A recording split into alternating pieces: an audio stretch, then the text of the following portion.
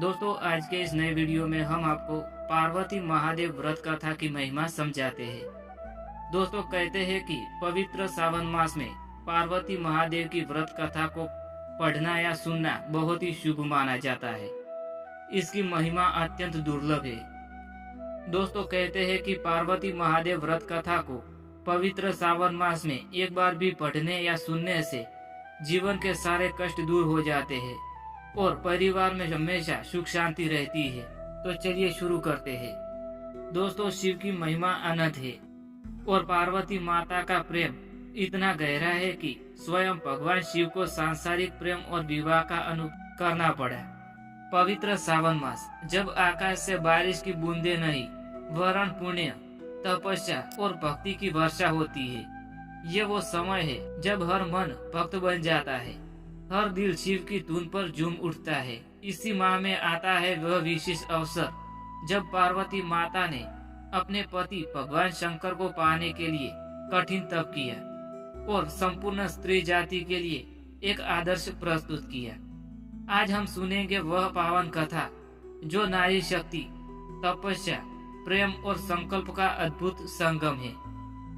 पार्वती महादेव व्रत कथा, यह केवल एक कथा नहीं है, यह हमारे जीवन का प्रकाश है जो बताता है कि प्रेम में धैर्य, श्रद्धा और भक्ति हो तो परमेश्वर भी अपने स्थान से चलकर आ जाते हैं। पुराणों में वर्णन आता है कि एक समय धरती पर अत्याचार बहुत बढ़ गया था, राक्षसों का आतंक फैल चुका था।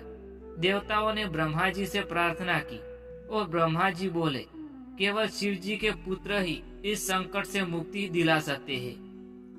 परंतु शिव तो तप में लीन है, विवाह का कोई संकल्प नहीं है। तब देवताओं ने भगवान विष्णु से मार्ग पूछा। विष्णु भगवान मुस्कुराए और बोले, माँ शक्ति ही इन्हें विवाह के लिए और प्रेरित कर सकती है। उन्हें पुनर्जन्म लेना होगा, इस बार पार्वती के रूप में। इस प्रकार हिमालय पर्वत के घर में एक दिव्य कन्या ने जन्म लिया, जिसका नाम रखा गया पार्वती। पार्वती जी बचपन से ही भगवान शिव की उपासना में लीन रहने लगी। उन्होंने केवल एक ही संकल्प लिया, मैं शिव को ही अपने पति के रूप में स्वीकार करूंगी, चाहे कितनी भी कठिन तपस्या क्यों न करनी पड़े। पार्वती जी का यह प्रण था और उन्होंने छोटी उम्र में ही कठोर व्रत और तप आरंभ कर दिया। वर्षों तक वे जंगल में रही, वृक्षों की छाल पहनती, सूखे पत्ते खाकर जीवन चलाती। भीषण गर्मी, वर्षा, सर्दी, कोई ऋतु उन्हें विचलित नहीं कर सकती। जब सावन का महीना आता, वे विशेष रूप से 16 सोमवार व्रत करती। हर सोमवार को उपवास, शिवलिंग का अभिषेक, बेलपत्र अर्पण और ओम नमः शिवाय का जप करती। उनकी यह भक्ति देखकर स्वयं देवता भी स्तब्ध हो गए। नारद मुनि शिव जी के पास पहुँचे और बोले, हे प्रभु, पार्वती माता ने तपस्या की सारी सीमाएं पार कर दी है, अब उन्हें अपनाइए। शिव जी बोले, यदि उनका प्रेम सच्चा है तो मेरी परीक्षा भी वे संघर्ष पार करेगी।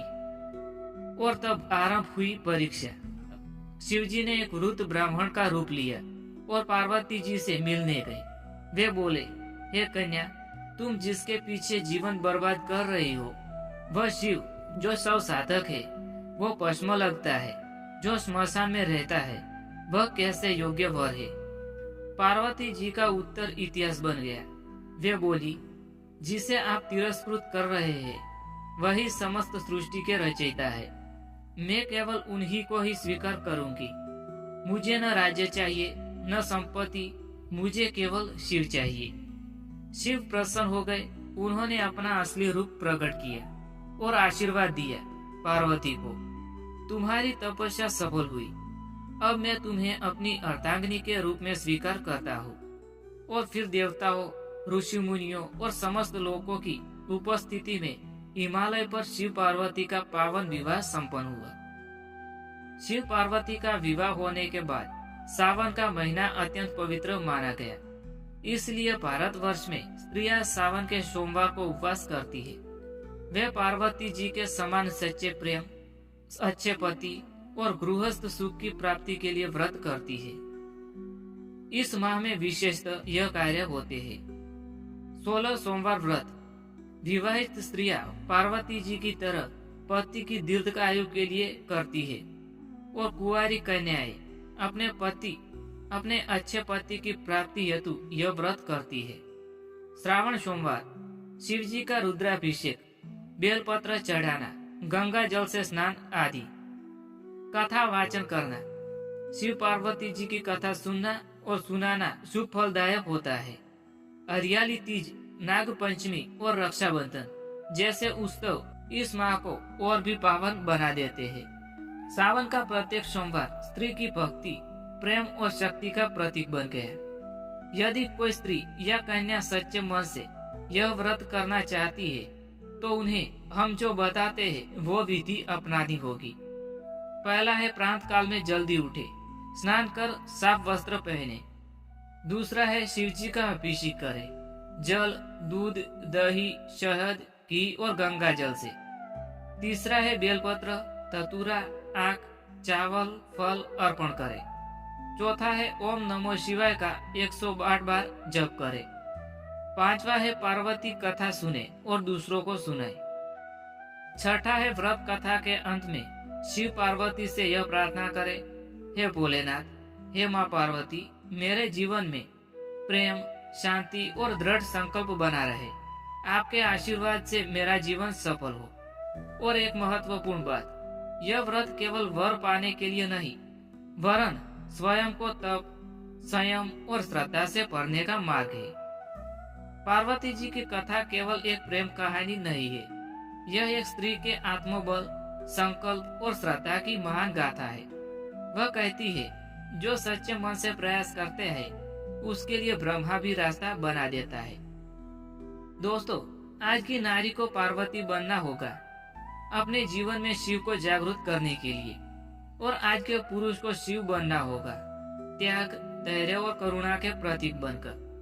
जब हम सावन में शिव की आराधना करते हैं तो केवल जल नहीं चढ़ाते हैं, हम अपने मन की सारी व्याकुलता, सारी मनोकामनाएं, सारी चिंताएं चढ़ाते हैं, और बदले में हमें मिलता है शांति, प्रेम और आत्मबल। तो आइए इस सावन में हम भी व्रत करें, केवल शरीर से नहीं, मन और आत्मा से। दोस्तों, इसी के साथ यह ज्ञानवर्धक वीडियो यहाँ समाप्त होता है। मैं उम्मीद करता हूँ कि आपको पसंद आया होगा। अगर पसंद आया हो तो वीडियो को लाइक, शेयर और चैनल को सब्सक्राइब करना ना भूलें। तो मिलते हैं एक नए वीडियो के साथ, तब तक के लिए जय भोलेनाथ।